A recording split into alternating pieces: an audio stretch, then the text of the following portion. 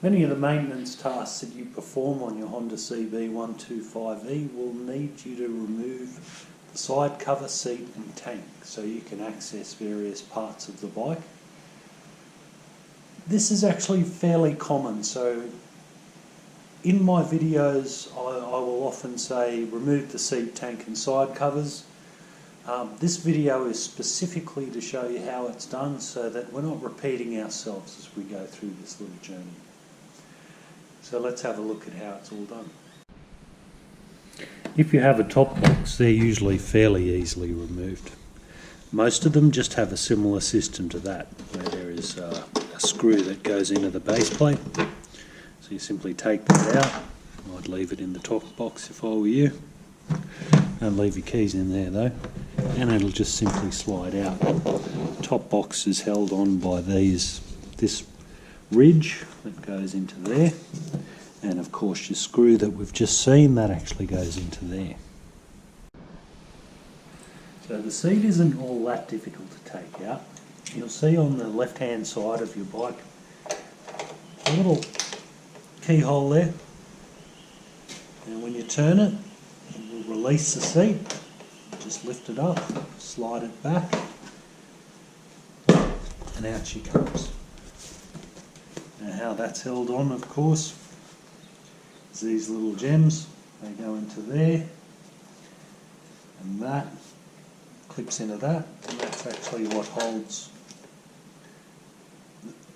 that's actually what your lock works on. So pretty easy.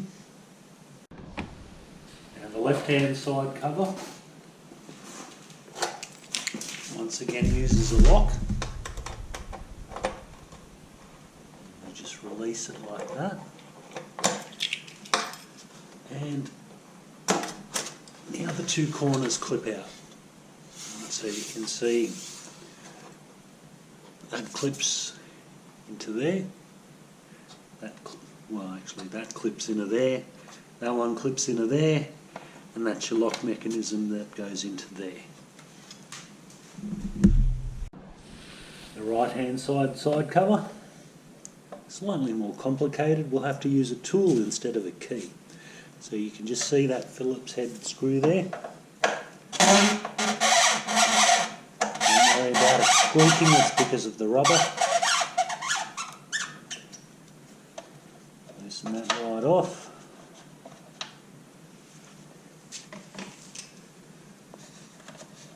And once again clips.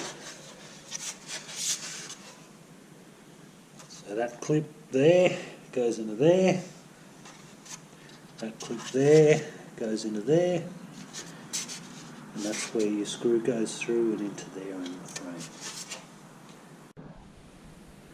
Now when you come to removing the tank, there's really 3 points. Your fuel line. Now if you've got a standard bike, it'll look slightly different.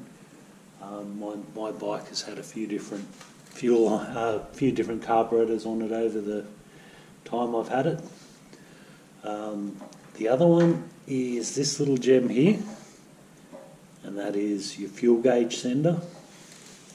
And at the back you can see that bolt holding the tank on. So probably your best bet would be to loosen that first.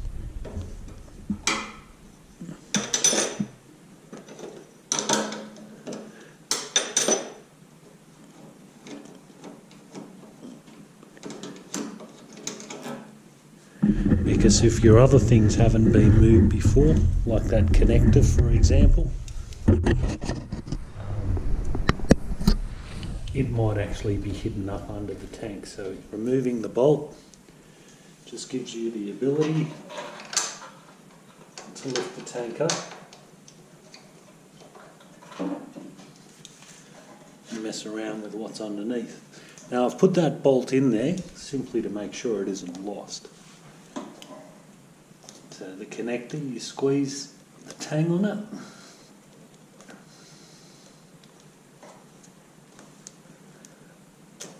and it will simply pull apart. So you're putting pressure on that tang there, and then it will pull apart. And my fuel line simply slides off, comes off a lot. Yours might require further persuasion. Hopefully it doesn't. Just lift your tank up and put it somewhere safe.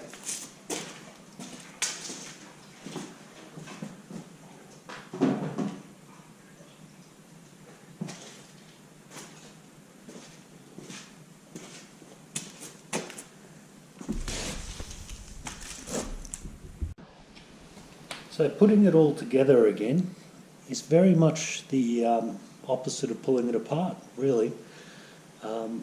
When you put the tank on, and I should have pointed this out when I took it off, you've got on either side of the frame here these little pieces of rubber that stick out. You can see that there.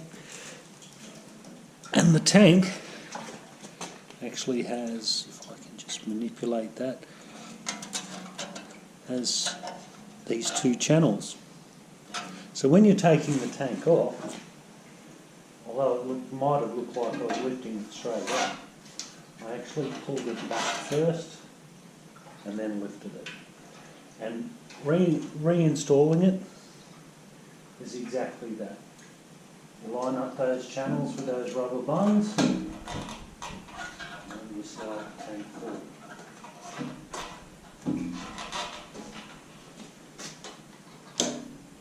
Of course, we've still got our bolt there, but we knew that. You'll know you're on the mark when you can see that that hole there at the back of the tank lines up with the bolt. So you could put your fuel line back on, reconnect your fuel gauge. That connector there is the fuel sender.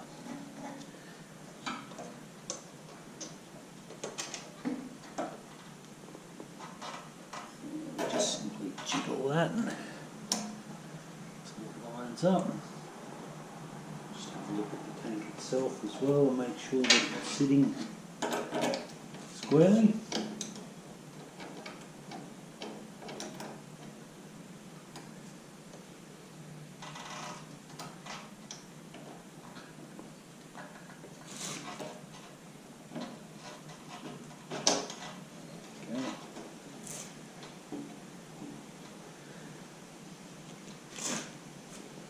And when it comes to tightening that tank bolt up, it doesn't have to be rock hard.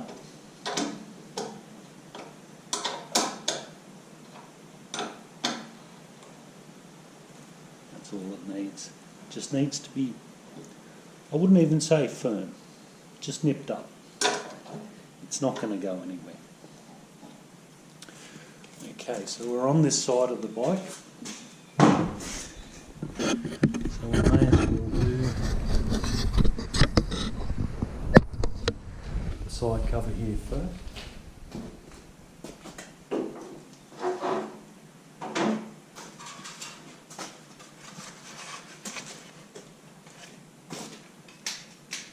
Just checking to make sure I've got my keys. Okay, as we said before, rubber bung, and these two spikes. So the spikes go into the bungs, and we need our key to lock it. Now mine's always been a little bit funny on the side cover. I got really quite lucky there. Sometimes it just takes a little bit to line up. So of course it's just going into this little keeper there, and that's that. So we'll go to the other side. Okay, so this side cover, once again, that spike goes in there, that spike goes in there, and hopefully the screw hole will then line up. So, top one, and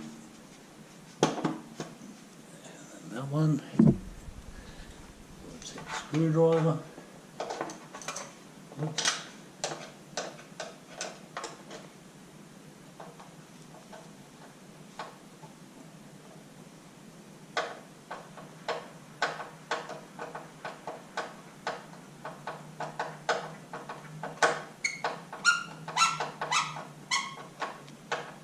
Another case of something that doesn't need to be rock solid, just firm. And finally, the seat. Now the seat can sometimes take a little bit of practice, and that's fine.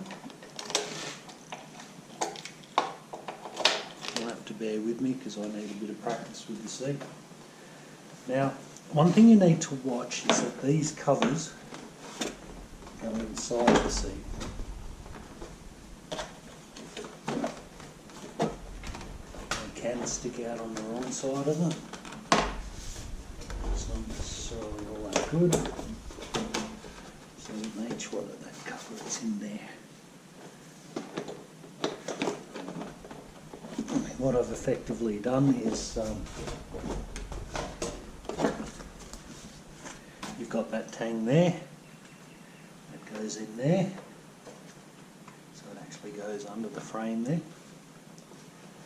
Line that up first of all, check my covers. And it's fallen into the right place.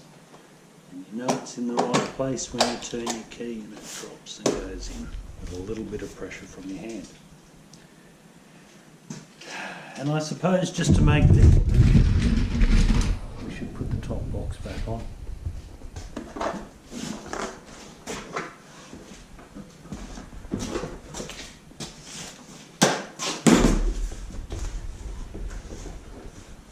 There's a slot there.